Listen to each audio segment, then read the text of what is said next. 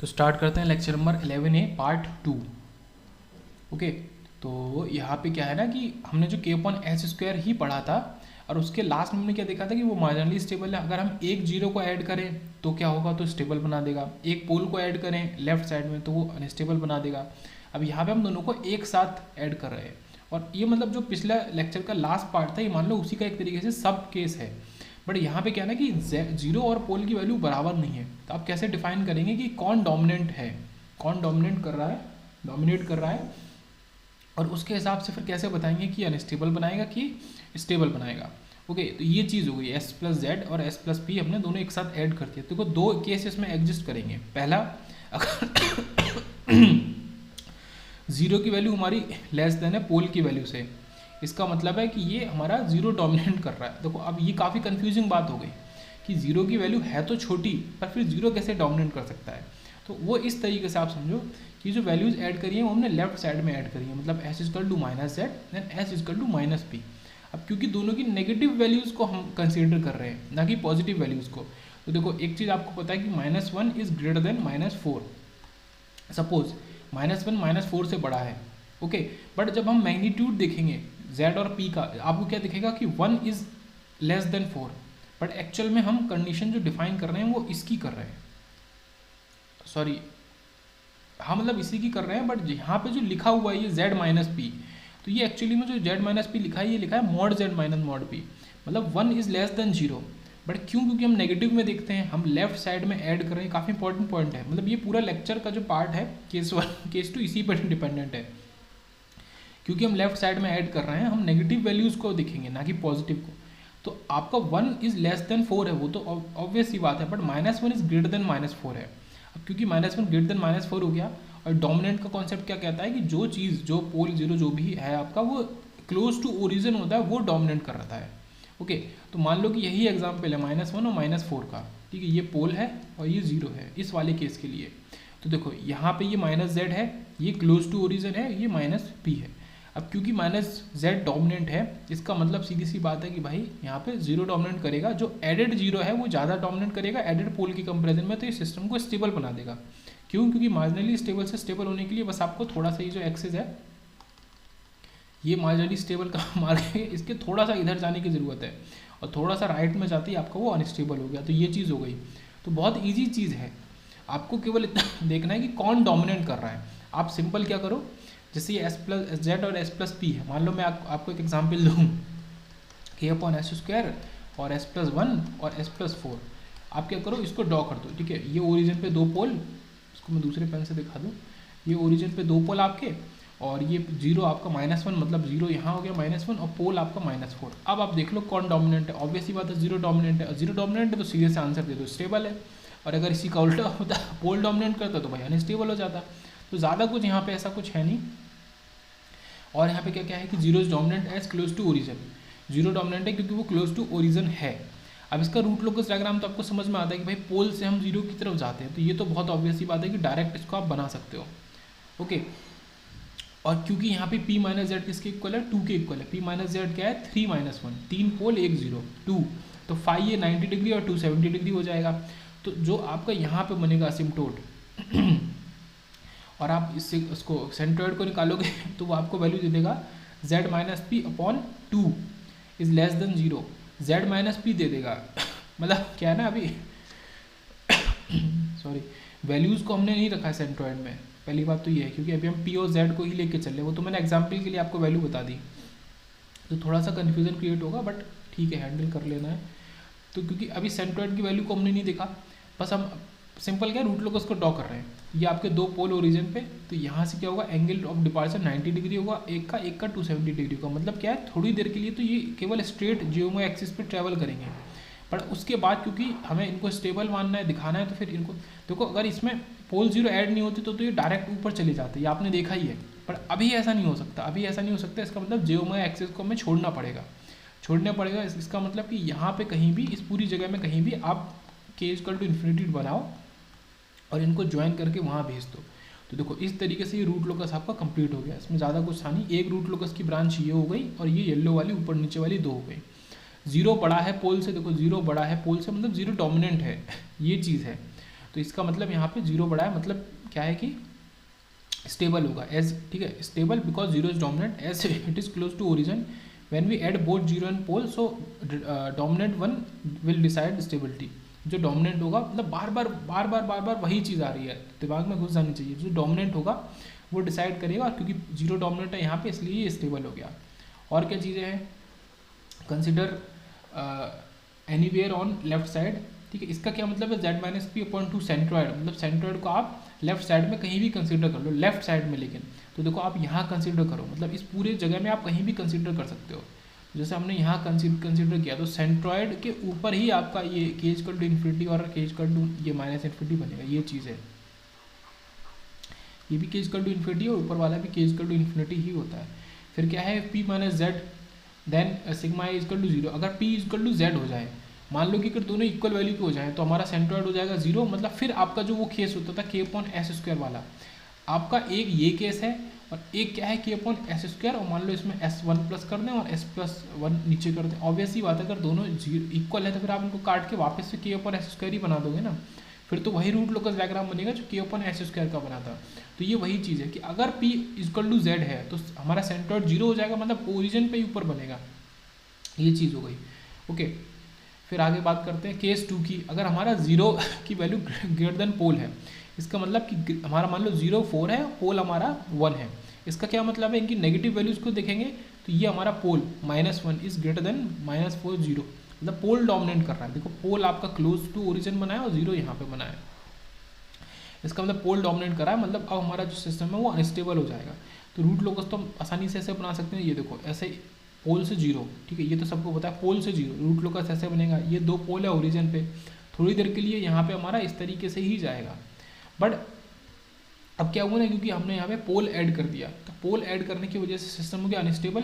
तो अब हमें बनाना पड़ेगा अपना सेंट्रॉइड कहीं यहाँ पे, ओके, इस जगह पे, और आप इसको सॉल्व भी कर सकते हैं। देखो ये वैल्यूज़ हैं, हम क्या करें, रियल वैल्यूज़ ले लें इनकी, उनका सम करते हैं। देखो पहले पोल की वैल्यूज़ -4, फिर जीरो की वैल्यूज़ माइनस और divided by P minus Z. Okay, ये सेंट्रॉइड है, सेंट्रॉइड समझे। पोल की रियल वैल्यू कितनी, -1। रियल वैल्यू का ये मतलब नहीं होता कि नेगेटिव साइन को छोड़ दो, -1, फिर माइनस करते हैं, फिर ये जीरो की रियल वैल्यू -4, जब आप इसको ऐड करोगे तो ये क्या बना देगा, 3/2, मतलब 1.5। ओके, अगर आप इस तरीके की कुछ वैल्यूज़ ले लेते हैं, अगर आप simple z greater than p लें तो इसमें जब आप लगाएंगे ना, आप लगाएंगे पोल की वैल्यूज़ माइनस जीरोज़ की वैल्यूज़, ये वैल्यूज़ है, वैल्यूज़ समेसन अपॉन पोल माइनस जेड, पोल माइनस जेड मान लो 2 ही है। ओके, तो ये सेंट्रॉइड निकालेंगे, तो ये क्या, और आपने इसके संग ये कंडीशन भी ले ली, आपने क्या कंडीशन ले ली कि जीरो की वैल्यू बड़ी है। जब आप इसमें यही चीज़ लगाएंगे तो आप कैसे इसको समझ सकते हैं, इसको समझने का आसान तरीका वैल्यूज़ ले लो। तो वैल्यूज़ देके आपने जब देखा तो आपको समझ में आ गया कि 1.5, मतलब कि यहाँ कहीं आपका सेंट्रॉइड लाई करना चाहिए, सेंट्रॉइड। और जब यहाँ की लाई करेगा इसका मतलब कि आपको इन ब्रांचेस को मोड़ के और इसी के ऊपर ले जाना पड़ेगा। सेंट्रॉइड डिसाइड करता है कि कहाँ आपका रूट लोकस की ब्रांच जाके ये एंड हो रही है, ये चीज़। तो देखो ये डायरेक्टली आपको दिखा भी दे रहा है अनस्टेबल है, और क्योंकि यहाँ पे पोल डोमिनेट कर रहा था तो आपको पहले से ही पता था कि ये अनस्टेबल ही बनेगा जाके। ओके, तो ये सिंपल सी चीज़ हो गई। तो अनस्टेबल जीरो, मतलब ये तो रेंज है कि भाई के हमारा 0 से इन्फिनिटी तक हम लेते हैं, बिकॉज पोल इज डोमिनेंट। और क्या है, और better set added pole is dominant, zero not, मतलब जो एडेड पोल है वो डोमिनेंट है। मेन चीज़ ये है, क्योंकि पोल तो यहाँ पे 3 है, जीरो तो एक ही था। तो p माइनस जेड 2 फाई हमारा ये एंगल, ये तो सेम है प्रीवियस केस से, सिग्मा इज ग्रेटर देन 0 हमें दे देगा। मतलब इसमें आप वैल्यूज लगा के देख लो, जीरो पोल की जो भी आपको ये वैल्यू पॉजिटिव दे देगा। ओके, तो एंगल जीरो इस तरीके से आ गया। और फाई एम जो होगा, क्योंकि मल्टीपल रियल पोल्स है तो ये आपका 90 और 270 डिग्री ये भी आ जाएगा, r इक्वल टू 2 के इक्वल है क्यू की। अब कंक्लूजन कर लेते हैं। कंक्लूजन क्या कहता है कि के अपॉन एस स्क्वायर जो है वो मार्जिनली स्टेबल है। अगर उसमें एक जीरो को ऐड करते हैं तो वो स्टेबल बनेगा, अगर एक पोल को ऐड करते हैं तो वो अनस्टेबल बनेगा। अगर दोनों को ऐड करते हैं तो फिर किस पे डिपेंड करेगा कि कौन डोमिनेंट है, ठीक है, तो depends on which is dominant, ठीक है, ये चीज़। अगर जीरो डोमिनेंट है तो स्टेबल, पोल डोमिनेंट है तो अनस्टेबल। ओके, एक केस और देखते हैं। अब इसमें हमने यहाँ पे क्या किया है कि भाई के एस प्लस 2 का स्क्वायर, मतलब मल्टीपल जीरोज और मल्टीपल पोल वाला केस हम ले रहे हैं पहली बार। ओके, मल्टीपल जीरोज भी हैं और मल्टीपल पोल भी। देखो ये मल्टीपल पोल है और मल्टीपल जीरोज है, दो ही पोल है, दो ही जीरो है, मतलब पी माइनस जेड जीरो हो गया। मतलब यहाँ पे असिम्प्टोट का कोई चक्कर ही नहीं रहेगा, आप डायरेक्ट बना सकते हो। ओके, इसका मतलब फिर आप एंगल ऑफ डिपार्चर निकालो, ये 90 डिग्री दे रहा है, ये भी 90 डिग्री दे रहा है, तो आप पहले तो इसको ऊपर ले जाओ, ऐसे करके ऊपर ले गए रूट लोकस की ब्रांच को, और फिर एट लास्ट तो आपको क्या करना है, जीरो पे ले जाना है, तो इसको ऐसे मोड़ के जीरो की तरफ ले गए। ओके, बेसिक है, इसको मोड़ के जीरो की तरफ ले गए। के इज टू इन्फिनिटी पे angle of arrival 270 degree, angle of arrival 270 degree, ये हम सॉल्व कर सकते हैं प्रॉपर्टीज से, तो उसी पे फोकस कर लेते हैं। एक हाइलाइटर को लेके, टू रूट लोकस ब्रांचेज होंगी क्योंकि दो पोल है। ओके, ये तो आपको पहले से पता है। Root locus branch does not exist anywhere on the real axis, और कहीं भी रियल एक्सिस पे एग्जिस्ट नहीं करेंगी क्योंकि वो इस तरीके से बनी रही हैं। पी माइनस जेड जीरो की इक्वल है, इसका मतलब कोई भी असिम्प्टोट नहीं होगा, ये भी डिस्कस कर लिया। फाई एम जो होगा यहाँ पे डिपार्चर एंगल को निकालने के लिए प्रॉपर्टी नंबर 9 और 10 का यूज करेंगे। 5 मल्टीपल, जहाँ पे हम आर लेते थे, 5 मल्टीपल कैसे निकालते थे, 2k + 1 इंटू 180 डिग्री और अपॉन आर। ओके, आर यहाँ पे 2 के इक्वल है, मल्टीपल पोल मल्टीपल जीरो है, तो 90 270 डिग्री और 90 270 degree multiple poles. Okay, so same departure and arrival angle same ही होगा। फिर बात करती है स्टेबल है, वो तो हमें दिख ही रहा है कि भाई पूरा लेफ्ट साइड में, इसलिए स्टेबल है। अब क्या है, to show the root locus branch is circle, अब हमें ये शो करना है कि रूट लोकस की ब्रांच सर्किल क्यों है। एक ये चीज़ आई ना कि क्यों है, हम लॉजिकली तो समझ सकते हैं क्योंकि डिपार्चर एंगल 90 डिग्री था, तो पहले तो आपको क्या करना, मान लो ये पॉइंट है, मतलब मैं जस्ट एग्जाम्पल के लिए बता रहा हूँ, तो पहले तो आपको अपनी रूट लोकस की ब्रांच को ऊपर ऐसे उठाना पड़ेगा। पर अब आपके पास कंडीशन आ गई कि भाई आपको उसको जीरो से जोड़ना है, तो जीरो से जोड़ने का सबसे आसान तरीका तो केवल यही हो सकता है, और कोई तरीका ही नहीं हो सकता है, समझे। तो यही चीज़ हो रही है। पर मान लो इसको प्रूव करना है कि रूट लोकस की ब्रांच जो है वो सर्किल है, कैसे इफ रूट लोकस ब्रांच की सर्किल होता है तो ब्रांचेज होती हैं कॉम्प्लेक्स, क्योंकि भाई ऑब्वियस सी बात है, ये रियल एक्सिस है, ये पूरी जो ये क्रॉस हो रही है, और ये जो पूरा एरिया है, ये पूरा सब, ये सब हमारा कॉम्प्लेक्स है, ये सब रियल तो केवल यही है। तो अब इसमें क्या करो, एंगल फेज एंगल लगाओ के, ठीक है, उसी में फेज एंगल, तो फेज एंगल लगाने पे के S+2 का स्क्वायर, S+1 का स्क्वायर, और S0 एक पॉइंट ले लो अल्फा प्लस जे ओमेगा, ठीक है। तो हम यहाँ पे S0 जो प्रॉपर्टी 14 है, प्रॉप 14, इसको यूज़ करेंगे। S0 is alpha plus j omega, और इसमें क्या करो, S0 is to alpha plus j omega, phase की वैल्यू लगाओ, तो ये प्लस माइनस 180 डिग्री के इक्वल देना चाहिए, तो इसमें इस वैल्यू को लगाते हैं alpha plus j omega plus 2। Okay, मतलब ये ऑलरेडी हम मान के चल रहे हैं कि ये हमने पॉइंट वही पॉइंट लिया है जो लाई कर रहा है उस पर, इसलिए हम इसको पहले से ही प्लस माइनस 180 डिग्री के इक्वल लेके चल रहे हैं वैल्यूज़ को। तो alpha plus j omega plus 2 का whole square, alpha plus j omega plus 1 का होल स्क्वायर, इस तरीके से इसकी वैल्यूज़ को सॉल्व करो। तो जब आप सॉल्व करोगे तो आपको क्या मिलेगा कि भाई ये तो अल्फा की वैल्यू तो आपको वैसे भी अल्फा रियल पार्ट है, अच्छा यहाँ पे कुछ भी नेगेटिव नहीं है, तो डायरेक्ट सॉल्व कर सकते हैं। ये स्क्वायर आप 2 बाहर लिखोगे, 2 tan इनवर्स, ऊपर इमेजिनरी पार्ट जो कि जे की संख्या मौजूद है केवल ओमेगा, नीचे भी केवल ओमेगा, और रियल पार्ट क्या बचा, अल्फा प्लस 2, मैं देखो हाईलाइट करके दिखाता हूँ। रियल पार्ट अल्फा प्लस 2 और अल्फा प्लस 1, देखो ये real part omega imaginary upon real, और यहाँ पे भी -2 tan इनवर्स, ये हमारे इमेजिनरी अपॉन रियल।